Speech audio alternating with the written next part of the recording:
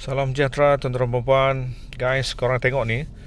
Ini adalah beberapa input yang ada dalam kereta saya. Mungkin korang berminat dan sebagainya. Jadi saya kongsikan ya, sebab mungkin berbeza orang, beza minat. Jadi ada berapa ni? Baik, ini adalah Activa Model X tau, model yang macam biasa lah. Cuma dia benda ni sajalah tak ada. Tapi idea dia ialah saya beli benda ni di online. Ini adalah fungsi dia, volume up and down, home, next. Saya beli benda ni, tak sangka pula benda ni ada. Dan ada banyak jenis guys. Ada yang ada di sini juga. Korang boleh cari di YouTube. Saya tak jual benda tu. Tapi benda ini pun dah sangat memudahkan supaya tak perlu ditekan ke player di sana. Tekan-tekan ini saja sambil driving pun dah okey. Kemudian yang ini pun ni pelik sikit ni guys. Mungkin tidak ramai yang pakai sebab mungkin dia rasa mengganggu. Tapi bagi saya ini sangat berguna ni. Ini adalah tempat saya simpan handphone.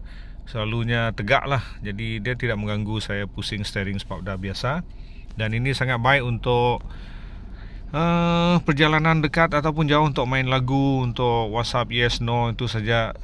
Kadang-kadang perlu juga kita respon ataupun baca update respon orang pada kita lah. So ini pun satu yang boleh korang buat.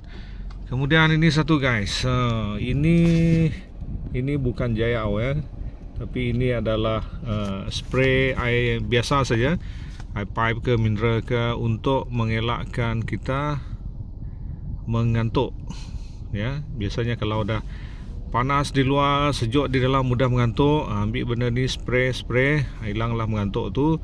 Buat seminit dua tu. Lepas tu boleh ulang lagi spray. Manakala yang ini, yang merah ni guys, yang merah itu adalah nombor telefon saya letakkan situ.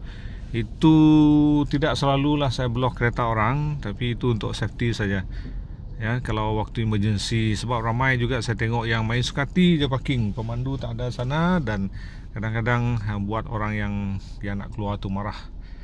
Seterusnya guys, memang pelik. Tengok saya letak benda ni di kereta saya. Lepas tu yang ini dan juga yang itu, semuanya itu fungsi dia adalah untuk simpan plastik macam ni guys. Ya, walaupun ini pelik bagi setengah orang, tapi untuk saya dia sangat membantu. Kemudian ni pun dah tukar, termasuk yang atas ni juga guys. Tengok tu berbalut ikat. Saya cuba buat hari itu dan bagus juga untuk kita buat video supaya kita tak perlu banyak gadget. So ini yang ada di kereta saya guys. Boleh tengok, like, komen.